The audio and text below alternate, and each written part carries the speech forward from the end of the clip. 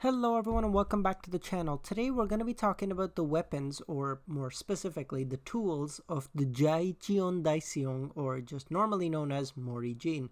Let's get into it. Okay, so his staff, Yoi. Yoi is the sacred... and let me just mention something. Yoi in the anime is, for whatever reason, referred to as Nyoibo, which is infinitely harder to pronounce, but whatever, not really my problem. Yoi is the sacred mystical staff used by the Monkey King. Originally, it was a metal rod that was held in the Dragon King's palace, or, well, Mori Jin's palace, in the East Sea, and no one was able to move it because it was so ridiculously heavy. However, Mori Jin was at that point, or I suppose the Monkey King at that point was looking for a weapon, and he came across this and he went, I like it. And his advisor in the manhwa was like, sir, that's not a weapon, that's like a literal structural beam. And he's like, I like it. And then okay, so he basically took it upon himself. It appears as like a silver bow staff that can grow and shrink on command and is capable of killing thousands of gods instantaneously. It can reach absolutely dumb speeds and can extend so much that it can reach into space itself. Its size can be altered according to its purpose in whatever given situation. It can grow broader or slimmer, taller or shorter. It's just by the commands of Mori. It can also become lighter or heavier, whichever is just easier for Mori. And what is light for Mori, at least, like, even when he makes it quite light for himself, is really dumb heavy by other people's standards. By placing it on the floor, he was able to create cracks in the ground. And there was a scene in the manhwa when there was a god who he held like a clone of Yoi, and he was like, oh, this isn't so heavy. And Mori was like, oh, that's a clone, take this. And he just tosses it to him, and the god's arms just rip off. Oh, so fantastic. Okay, Yoi is obviously still really heavy, although, as I mentioned, Mori can adjust it, and it's depicted that only the Monkey King is able to lift it, and Mori can also make multiple clones of Yoi along with clones of himself. However, the clone staff is shown to be significantly weaker compared to the original, so much so that when Mori Hugh held the staff, managed to get the staff from Mori Jin, who was in the other Sage's dimension at the time, he sort of self-destructed after using it because his body simply just wasn't able to cope with the sheer density and strength and the true Yoi possessed. Next, getting into it, Gwendowoon, or as it's referred to as in the anime, Kinto-un. I don't understand the distinctions. I would assume Gwendowoon is like, because these are actual like mythical objects used by the actual Monkey King in Asian mythology, so I would assume that these are the Korean names because this is a Korean-made manhwa, and what's used in the anime is like a Japanese translation, or the name that the Japanese people have given to these specific tools held by the Monkey King. Although that's just an assumption, I don't really know. Truth be told, I didn't really study it. Gwendowoon is a cloud that the Monkey King can call from anywhere. It's a mystical cloud as large as the continent of Asia, and is able to manifest itself as the atmosphere of any planet in any dimension, and even in space where there is no atmosphere. Don't ask me how that works. I don't know. The Monkey King can also create a miniature version of it, which you can use which can be used for transportation, not unlike how Goku used the Nimbus Cloud. Sorry, I just lost my train.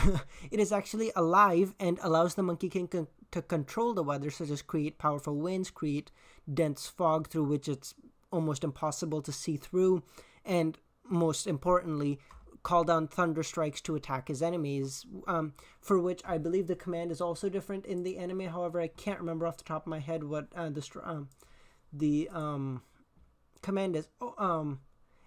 The command for calling it, at least in the anime, was gather Kinto-un, at which point a huge cloud just got over Taek Jengal and he was crushed into pieces. Oh, yes, I just remembered. The command for striking was in the manhwa was strike him, Gwendowoon, and in the anime it was fall. Just small distinction, not really that important. I just thought it was fun to mention it. Okay. Gourd. The gourd is a mystical creature carried by the Monkey King. It is usually attached to his waist and contains all the memories of Mori's previous life. It's a defensive object and can be used to absorb incoming attacks, and is also able to absorb and summon monsters as well as humans. Inside the gourd is a vast dimension of empty space, which is where the things that have been absorbed go, not unlike Kirby's stomach. Armor suits. Okay, so armor suits are the mystical garments of the Monkey King, which function as a supernatural armor. It was made by the blacksmith of the gods, Hephaestus. I'm pretty sure I think I pronounced that correctly, but whatever. With herself being the final ingredient.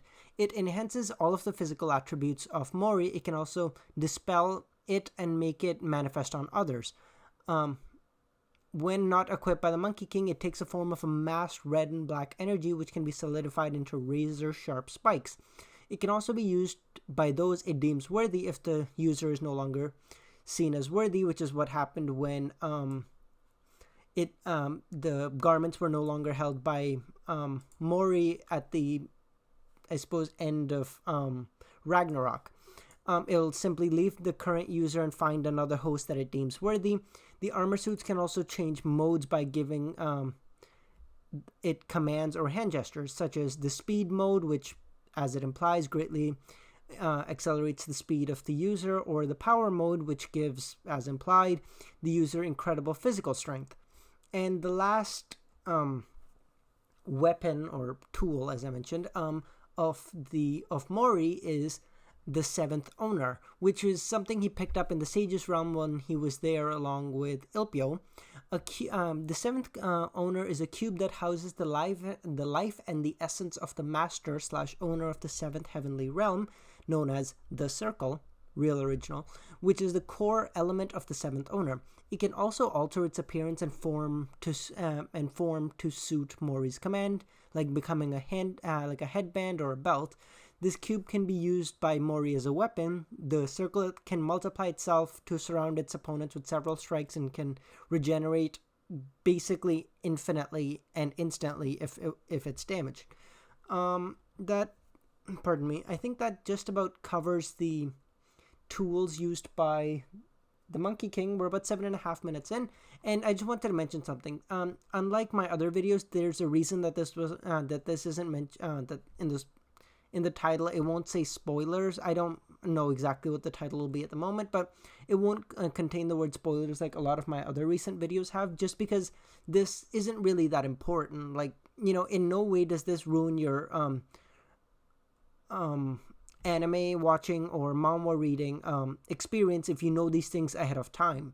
It simply doesn't matter. It's just like a cool little few things to know. And truth be told, with the ridiculous pacing of the anime, I think it's a little important that you know a few things going in ahead of time, which is the only way you'll be able to truly enjoy it. Like, the only reason I was able to enjoy the anime, at least even to some degree, despite its time issues and whatnot, was because I knew exactly where the story was headed, and so I didn't mind that it was pacing itself like an absolute, like it was being written by people just on speed. Like, I don't know what the writers or the animators took before they started animating this shit, but god damn. Like, it's fantastic animation, it's just far too fast paced. Nonetheless, we're at, Jesus Christ, 9 minutes in. I hope y'all have a great day, and I'll catch you on the flip side.